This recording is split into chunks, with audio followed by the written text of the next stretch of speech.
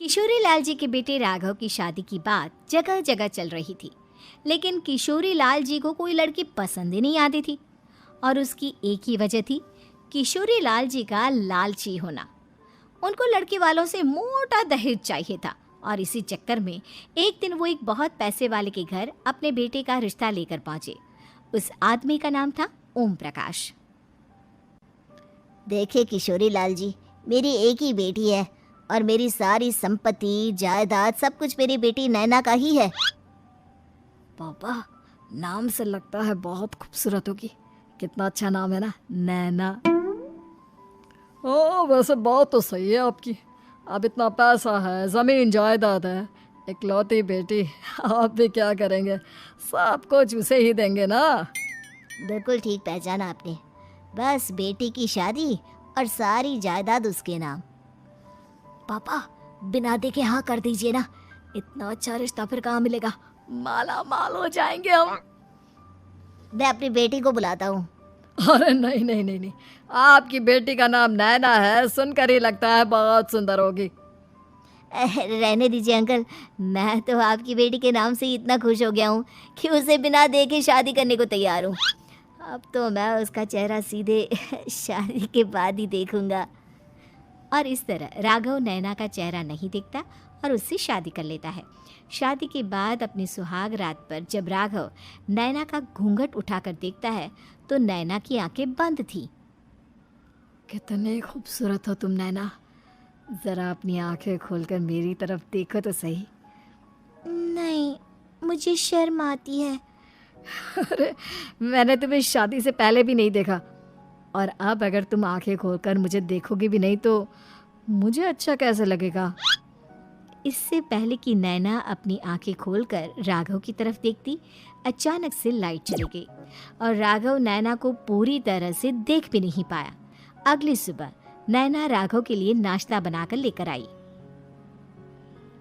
अरे ये क्या, आधा पराठा सेका हुआ है और आधा बिल्कुल कच्चा। ये तुमने क्या किया नैना? बहू, तुमने क्या आधा पराठा तवे से नीचे लटका कर रखा था, जो आधा सिका है और आधा कच्चा?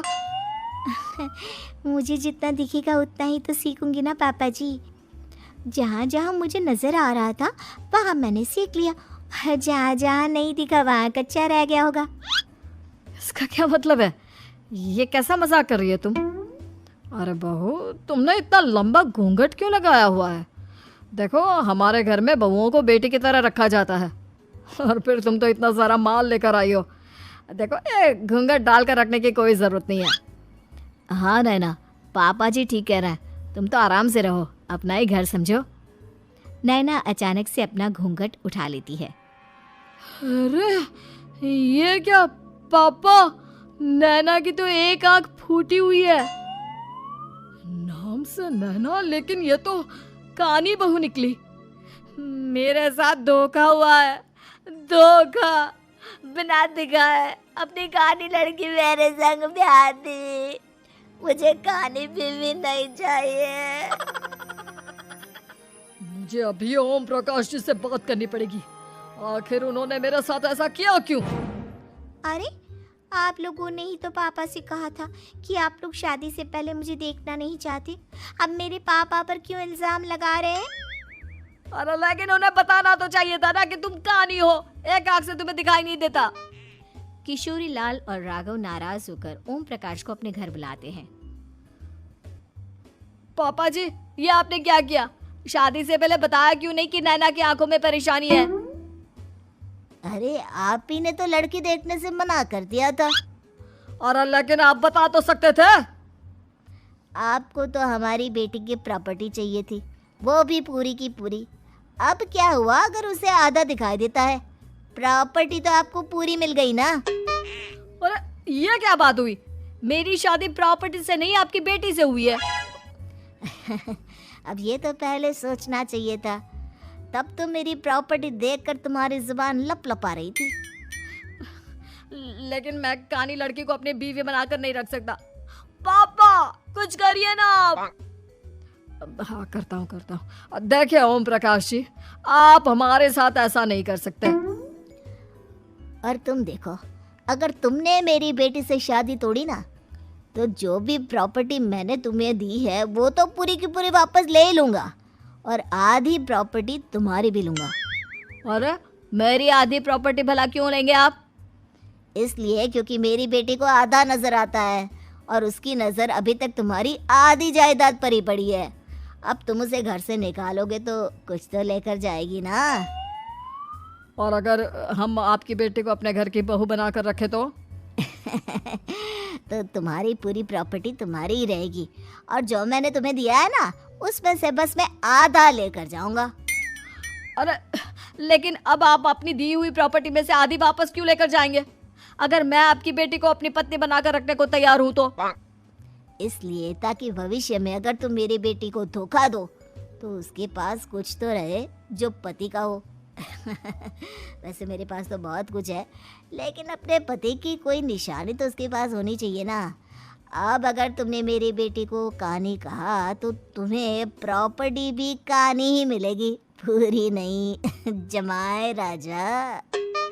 किशोरी लाल और राघव समझ चुके थे कि वो बुरी तरह फंस चुके हैं और अब उनके पास वहां से निकलने का कोई चारा नहीं है। अब समझ में आया ना, लालच बुरी बला होती है। एक तो तुम्हें प्रॉपर्टी मिली, ऊपर से बीवी मिली, उसमें तुम्हें नखरे भी दिखाने हैं। आए बड़े, चुपचाप बैठो दोनों। कुछ दिनों के बाद नैना राघव की कार लेकर बाजार घूमने निकलती है और जब कार लेकर वापस आती है, ये क्या? एक तरफ से मेरी गाड़ी पूरी खराब हो चुकी है। लगता है तुमने मेरी गाड़ी को किसी दूसरी गाड़ी के साथ एक्सीडेंट किया है। अरे अरे कितना बड़ा नुकसान कर दिया तुमने बहू। वो क्या है ना पापा जी, मुझे एक आंख से दिखाई नहीं दे रहा था, सामने से गाड़ी आ रही थी। मुझे तो सिर्फ आधा ही दिखाई दिया और वो गाड़ी मेरी कार से रगड़ते हुए निकल गई। अब मैं क्या करूं बताओ? आप इसे ठीक कराने के पैसे कौन देगा? तुम्हारे पापा। तुमने मुझसे इस तरह से बात की? अभी रुको। नैना राघव की शिकायत ओम प्रकाश को कर देती है।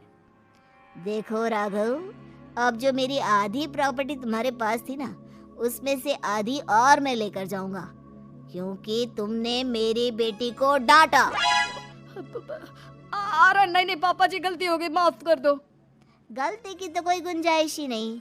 अगली बार मेरी बेटी को डांटा तो बची हुई आधी में से आधी और ले जाऊंगा।